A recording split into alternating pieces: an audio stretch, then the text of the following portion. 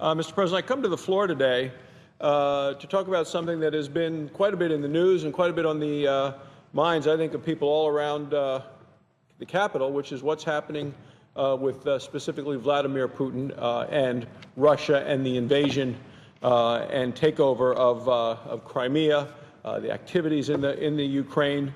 On March 15th, Russian forces seized a natural gas distribution station in a Ukrainian village. And I think this is key, Mr. President, because this was right at the time that they were getting ready to have a vote on the Crimea leaving the Ukraine, joining Russia. And I will tell you, Mr. President, I was in the Ukraine at the time. I was there with a bipartisan group. We had 8 senators, Republicans, Democrats from across the aisles and across the broad spectrum of politics in America. And what we saw at the time, right before the vote, as the helicopters were heading in to take over the gas plant, to me that showed how Vladimir Putin thinks of energy, thinks of politics, thinks of power. The Washington Post that Sunday morning, the day of the vote in the Crimea, Ukraine decries Russian invasion, natural gas facility seized. Their first action, before the vote even occurred, the Russians came in and seized a natural gas facility. It showed his willingness, desire to use energy as a weapon. It is also a reminder that energy for us can be a powerful weapon to counter Russian aggression. Now, President Putin has repeatedly made it clear that he does not care about democracy, about freedom, or about the Ukrainian people. But what he does care about is money and power. And as the United States considers how to help the Ukrainian people, as we are doing right now on the floor of the Senate, with sanctions, with aid, I think we need to make sure that we take steps to hit Putin exactly where it hurts, which is in his wallet, in his power. And right now, you say, well, how does this matter? How important is this? Right now, about half of Russia's revenue comes from oil and natural gas. Mr. President, we heard it today in the Energy Committee. The chairman of the committee stated that in her remarks before hearing from testimony. 52%, she said, of Russia's revenue comes from oil and natural gas. I think Senator John McCain was exactly right when he said this past Sunday on CNN that Russia is a gas station masquerading as a country. He was part of that group of 8 senators who went to the Ukraine, went to Kiev, went and saw where the massacres occurred, and visited with the new prime minister and the new president.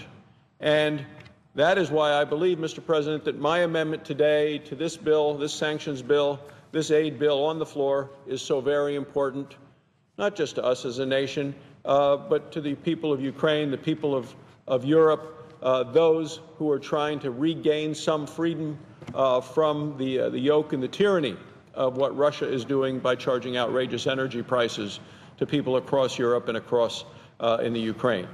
So we have an opportunity, Mr. President, right now to make it easier for the United States to export our own gas to NATO countries and the Ukraine. That's all. That's what my amendment will do. It's simple. It's 2 pages. By expediting the approval of facilities to export liquefied natural gas, we can send a very powerful signal to the European markets that alternate supplies will be available soon. We can undermine Russia's leverage with its European customers today and undercut Russia's ability to make so much money off of gas exports in the future. Now, some Washington Democrats continue to act as if the conflict in Ukraine has nothing to do with energy. Other Democrats see it differently. The Obama administration claims that speeding up LNG exports to Europe would not have an immediate effect. That's not what we heard today in the Energy Committee. That's not what a bipartisan group of senators has heard and believes. We cannot ignore Russia's economic dependence on energy and the reality about how energy markets work. Remember, half of Russia's revenue comes from oil and natural gas. That's why the United States shale gas revolution is already undermining Russia's negotiating positions with its European neighbors. Mr. President, this all has come about in the last decade. new techniques, horizontal drilling, directional drilling, all of which makes energy in the United States easier, cheaper to get, and then more available so it can more easily be exported. By reducing U.S. demand, that frees up supply that can be bought on Europe's market. Now, because there's more supply, that forces Russia's state-owned gas company, Gazprom, to adjust its prices. I mean, that's what it's at. Every molecule of American gas that can get anywhere else in the world is going to be a molecule that those in Europe and those in the Ukraine cannot be held hostage to buy from Russia. Now, that's what The Economist said earlier this year, that with more supply, Russia's state-owned gas company will have to adjust its prices. It ran an article on European efforts to reduce the control Russia has had over gas prices. We can immediately apply more pressure to the region's gas prices and further erode Russians' revenues by approving additional liquefied natural gas export capacity. And when you think about that hearing earlier today in the Energy Committee, every witness endorsed LNG exports to undercut Russia. So what's stopping us? Well, some Washington Democrats have denied any need to act more quickly. The administration has approved just 7 applications for LNG export facilities over many years. It spent an average of 697 days processing each of them. The Energy Department has still not processed another 24 applications that are waiting and waiting and waiting. My amendment would speed up that process, force the administration to act on applications to be able to allow energy to be sent to our NATO allies and to the Ukraine. We don't need more hearings to tell us what we already know. Natural gas and the pricing continues to be a boot on the neck of Ukrainian people and in Europe. Now, Majority Leader Reid needs to allow a vote on my amendment.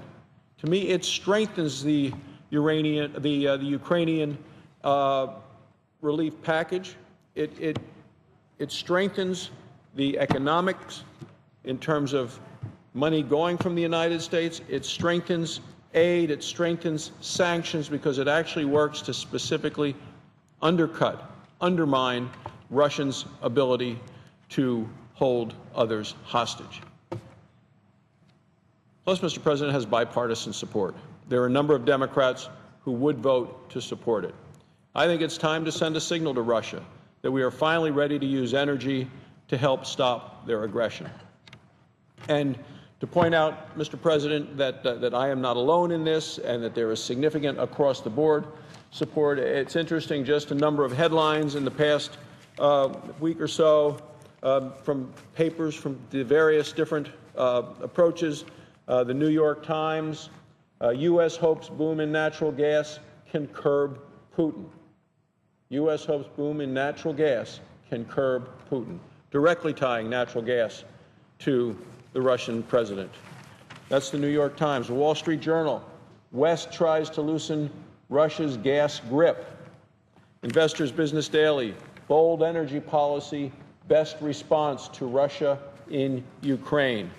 Wall Street Journal, energy exports as a foreign policy tool, and Moscow tightens squeeze on Ukraine over energy.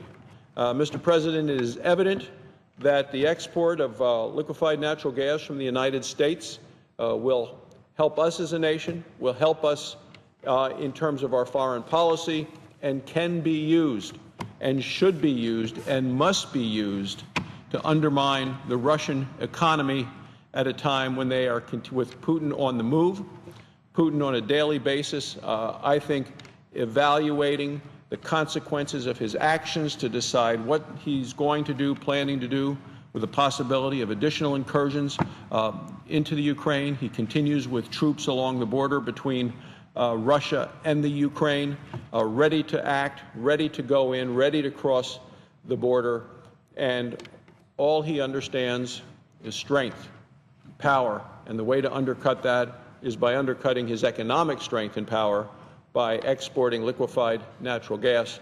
So, Mr. President, I come to the floor asking that Senator Reid allow an amendment that would strengthen the bill that we're discussing right now and making it better for the people in the Ukraine, better for the people here at home, and actually doing something significant about the problem that we see existing with the additional use of power by Vladimir Putin. Thank you, Mr. President. I yield the floor.